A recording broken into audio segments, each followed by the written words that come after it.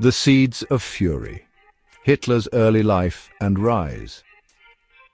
Adolf Hitler's early life was marked by disappointment and frustration. Born in Austria in 1889, he harbored ambitions of becoming an artist. But his dreams were dashed when he was rejected by the Vienna Academy of Fine Arts. The young Hitler drifted to Vienna, where he became increasingly exposed to the anti-Semitic and nationalist ideologies that were prevalent in the city at the time. The First World War had a profound impact on Hitler's worldview. Serving as a dispatch runner in the German army, he witnessed firsthand the horrors of trench warfare and the bitterness of defeat. The war's end left Germany humiliated and economically devastated, conditions that Hitler and other nationalists blamed on the Weimar Republic, the fragile democratic government that had emerged from the ashes of the German Empire. In the chaotic years following the war, Hitler joined the German Workers' Party, a small fringe group that shared his extremist views. He quickly rose through the ranks, his powerful oratory skills and charismatic personality proving to be a potent combination. In 1921, he became the party's leader, transforming it into the National Socialist German Workers' Party, better known as the Nazi Party. The Nazis promised to restore Germany to its former glory by overturning the Treaty of Versailles, combating communism, and purifying the German race. Their message resonated with many Germans who were disillusioned with the Weimar Republic and longed for a return to stability and national pride. Hitler's rise to power was further aided by the Great Depression, which plunged Germany into economic turmoil and created a climate of fear and uncertainty. A dark cloud gathers, the path to war. The 1930s witnessed Hitler's steady consolidation of power in Germany. Exploiting the political instability and economic chaos of the era, the Nazis made significant gains in parliamentary elections, becoming the largest party in the Reichstag by 1932. In 1933, Hitler was appointed Chancellor of Germany, a position that gave him sweeping powers. Once in power, Hitler moved swiftly to dismantle the Weimar Republic and establish a totalitarian state. He outlawed all other political parties, crushed dissent, and imposed strict censorship. The Nazis also unleashed a reign of terror against their political opponents, rounding up thousands of communists, socialists, and other perceived enemies of the state, and imprisoning them in concentration camps. In violation of the Treaty of Versailles, Hitler began to rebuild Germany's military might. He reintroduced conscription, expanded the army and air force, and ordered the construction of a powerful new navy. Hitler's rearmament program was met with alarm by France and Great Britain, but their initial response was one of appeasement. Fearful of another devastating war, they hoped that by making concessions to Hitler, they could prevent another global conflict. In 1938, Hitler annexed Austria, his native land, into the Third Reich, in what became known as the Anschluss. The international community offered little resistance, emboldening Hitler to make further territorial demands. He next turned his attention to Czechoslovakia, demanding the annexation of the Sudetenland, a region with a large German population. The storm breaks, the outbreak of World War II. The Sudetenland crisis brought Europe to the brink of war. In a last-ditch effort to avert disaster, the leaders of France, Great Britain, Italy and Germany met in Munich in September 1938. At the Munich conference, British Prime Minister Neville Chamberlain and French Prime Minister Édouard Daladier agreed to Hitler's demands, hoping that by appeasing him once more, they could preserve peace in Europe. However, the Munich agreement proved to be a costly miscalculation. Hitler saw it as a sign of weakness and was further emboldened in his expansionist ambitions. In March 1939, he violated the agreement by occupying the rest of Czechoslovakia, demonstrating to the world that his appetite for conquest was far from satisfied. The invasion of Czechoslovakia shattered any remaining illusions about Hitler's true intentions. Great Britain and France finally realized that war with Germany was inevitable and began to make preparations for the coming conflict. They also guaranteed the independence of Poland, which they rightly believed would be Hitler's next target. Undeterred by the threat of war with the Western powers, Hitler signed a non-aggression pact with the Soviet Union in August 1939. The Molotov-Ribbentrop Pact, as it was known, was a cynical agreement between two ideologically opposed regimes, each seeking to advance their own interests. For Hitler, the pact neutralized the threat of a two-front war and gave him the green light to invade Poland.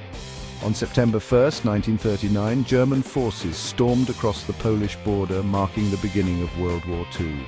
2 days later, Great Britain and France declared war on Germany, fulfilling their pledge to defend Poland. The world watched in horror as Europe once again descended into the abyss of war. Blitzkrieg and bloodshed early German victories. The German invasion of Poland showcased a new and devastating form of warfare, blitzkrieg or lightning war. Blitzkrieg relied on speed, surprise and overwhelming force to quickly overrun and cripple the enemy. German tanks, supported by dive bombers and mobile infantry, punched through Polish defenses, while the Luftwaffe, Germany's air force, wreaked havoc from the skies. Within weeks, Poland was crushed.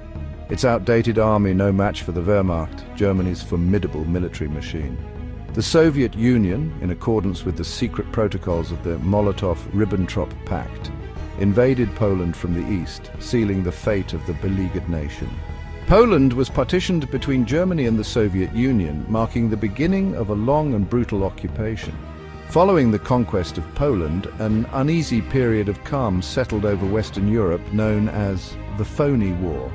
However, this lull in the fighting proved to be short-lived. In April 1940, Hitler unleashed the full fury of the Wehrmacht on Denmark and Norway, occupying both countries within weeks.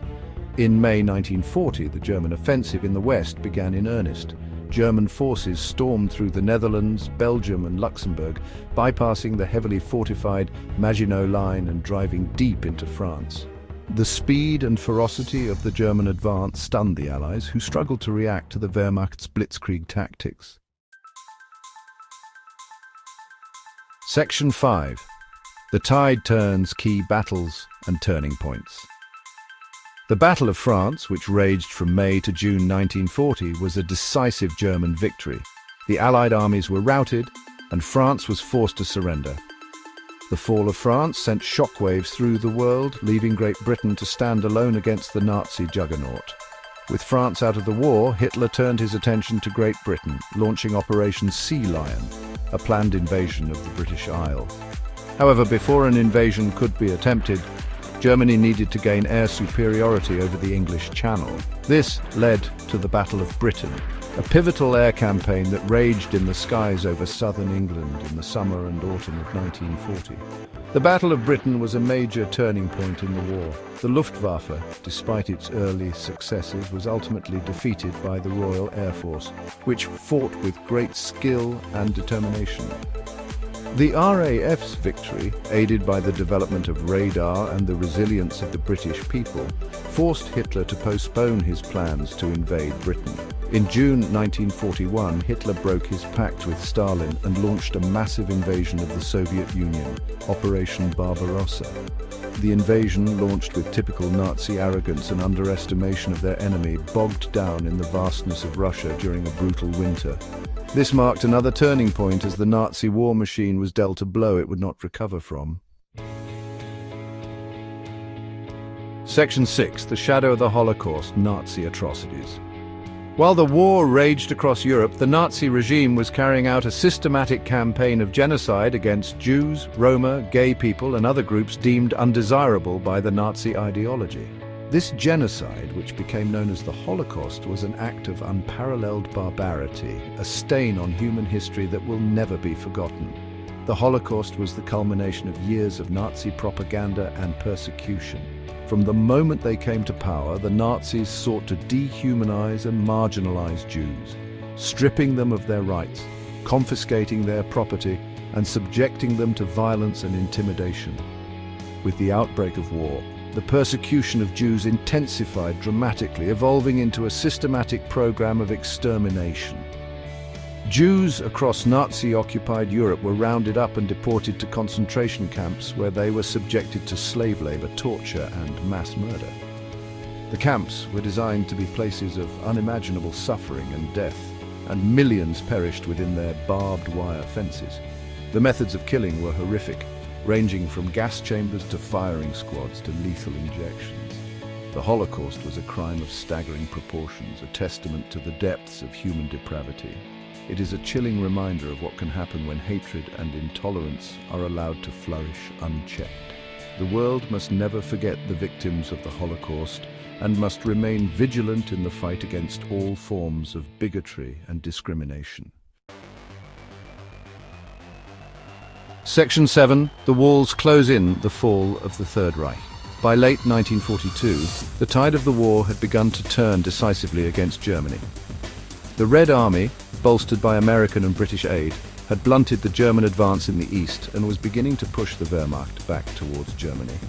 In North Africa, British and American forces had defeated the Afrika Korps, Germany's elite desert warfare force, ending the threat to the Suez Canal. On June 6, 1944, the long-awaited Allied invasion of France, codenamed Operation Overlord, finally took place. American, British and Canadian troops stormed the beaches of Normandy, France, in the largest amphibious assault in history. Despite heavy casualties, the Allies gained a foothold in France and began the slow, grinding process of liberating Western Europe from Nazi rule. As the Allies advanced from the west and the Soviets from the east, the net was closing in on Hitler and his crumbling Third Reich. By early 1945, Soviet forces had reached the outskirts of Berlin, while American and British troops were crossing the Rhine River into the heart of Germany. The end was near for the Nazi regime. Hitler, holed up in his underground bunker in Berlin, refused to accept defeat, ordering his remaining forces to fight to the death. The Battle of Berlin, which raged for 2 weeks in April and May 1945, was one of the bloodiest battles of the war, resulting in the deaths of tens of thousands of soldiers and civilians. Section 8. Victory and Devastation, the End of World War II. On April 30th, 1945, with Soviet troops just a few blocks from his bunker, Adolf Hitler committed suicide, bringing his reign of terror to an end.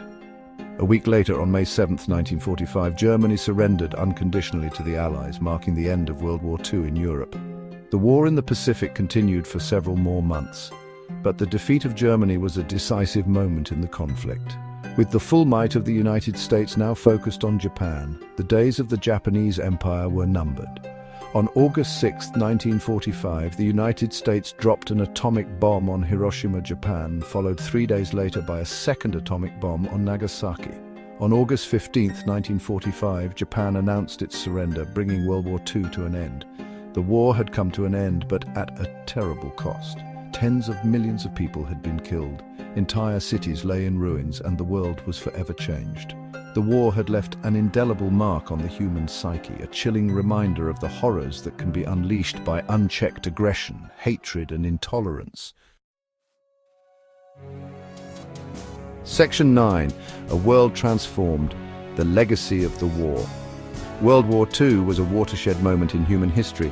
It led to the decline of European colonialism, the rise of the United States and the Soviet Union as superpowers, and the creation of the United Nations, an international organization dedicated to preventing future wars. The war also had a profound impact on science and technology. The development of radar, jet engines, and nuclear weapons revolutionized warfare and ushered in the atomic age. The war also spurred advances in medicine, communications, and computing, laying the foundation for the technological innovations of the post-war era. The legacy of World War II continues to shape the world today. The lessons learned from the war, particularly the importance of international cooperation, diplomacy, and the defense of human rights, remain as relevant as ever. As we commemorate the 75th anniversary of the end of World War II, let us remember the sacrifices of those who fought and died to preserve freedom and democracy, and let us rededicate ourselves to building a more peaceful and just world.